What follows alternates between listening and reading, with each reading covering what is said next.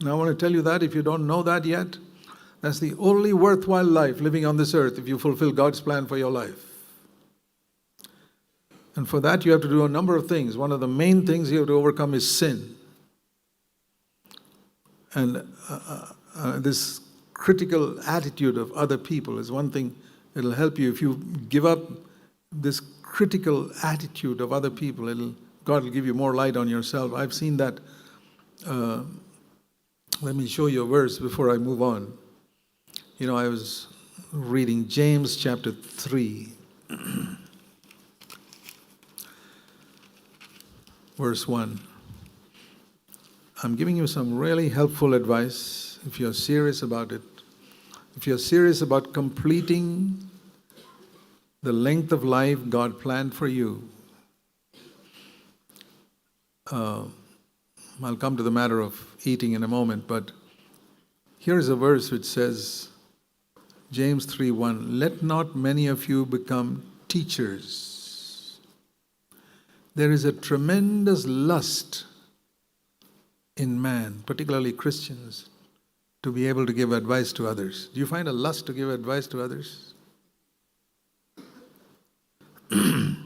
I can say before God, I have zero lust to give advice to others. Zero. If people come to me for advice, I give them. But I don't have a great lust to go around telling people, this is what you should do. We had some older sisters in CFC like that. I think some of them are still here. Who as soon as they see somebody, they want to give that young sister some advice, this and the other. And those young sisters feel like running away from those older sisters. There are people like that. They have a great lust. They think they are experts and they are very holy and they want to tell these young sisters that and the other. Wait till they come to you, sister. You're not such a holy person. They detest you when you try to go and give them advice. Wait till they come to you. Humble yourself. Don't become many teachers. Don't have this lust to go around telling people what they should do, what they shouldn't do. When you have no responsibility for them, you're not an elder. Maybe you're an elder's wife and you think you're somebody. I feel sorry for that. There have been people like that in some of our CFC churches.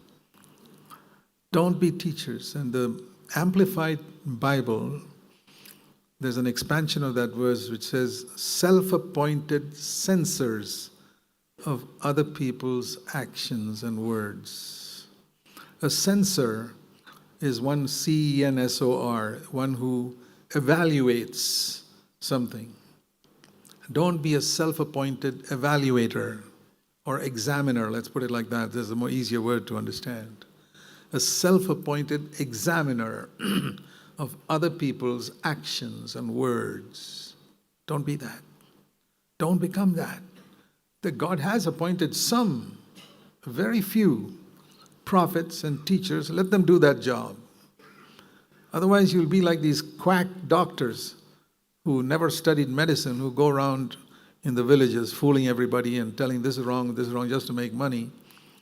So they do it to get a reputation as doctors, and they are quacks. You can be like that also, a spiritual quack who's just trying to go around imagining that you're a spiritual doctor, telling people this and that, and this is wrong with you, and that's wrong with you, and the other thing's wrong with you. Or even if you don't say it, to have that critical attitude in your mind, you just tell your wife or your husband at home, what do you gain by it? Don't become a self-appointed examiner of others. Self-appointed. God never appointed you. God has appointed some people to take responsibility of others, and He'll do that. But that's this critical attitude, because I'll tell you the danger there is that is very close to the accusing spirit of the devil. You know, the devil is called the accuser of the brothers in Revelation 12:10. In other words, when the devil sees something wrong in someone, he's got a great lust to go and accuse him. This is wrong, this is wrong, this is wrong in you. And it's a little bit of that spirit that comes into a person who wants to go and tell somebody, this is wrong, this is wrong, this is wrong. Not like a father. A father, like Paul said, does it weeping. But examiners don't do it with weeping. Examiners do it with a hard attitude. You're like this and you're like this. You see, I'm sorry to say we have had some sad examples in some CFC churches of some elders like that, who preach like that, who hit here, there, and call people all types of names. And it's very sad, very sad. I mean, whenever I've heard of it, I've rebuked them. I said, that's not what you're called to be an elder for. We are to minister the word strongly, but with compassion. A doctor doesn't just stab, surgeon doesn't stab here and there. He's very careful. Do you know how careful a heart surgeon is when he's doing heart surgery? He wants to make sure that even one small blood vessel doesn't break. The patient can die. But we can be so careless with our words, where we just fling it here and there, the way you speak to your so-called loved ones and father to husband and wife and children and all. Imagine if a heart surgeon did heart surgery like that. All his patients would die. We need to be very careful. And the subject in James chapter 3 is about the tongue.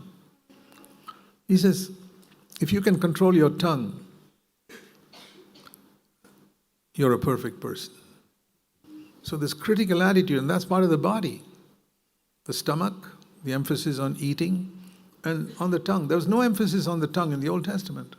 In fact, the body, the importance of the body in holiness was not there in the Old Testament. The Old Testament is just you give some sacrifices and go to the temple Jerusalem 3 times a year and do certain rituals, and that's okay. But in the New Testament, the emphasis is so much on our body.